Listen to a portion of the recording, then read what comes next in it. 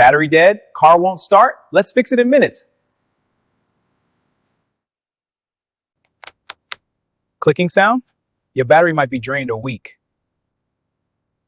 First, open the hood and locate the battery terminals. Check terminals. Loose or corroded connections cause issues. Connect the red cable to the positive terminal.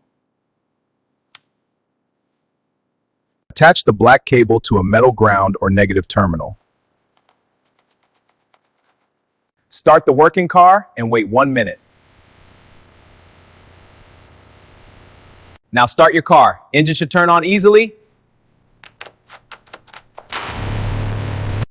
Remove cables in reverse order, black first, then red. Check battery voltage. Replace if weak for long-term safety.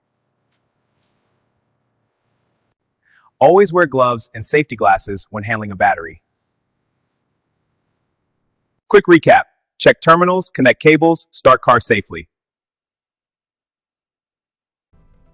Follow AutoFix Pro for more quick car repair tips.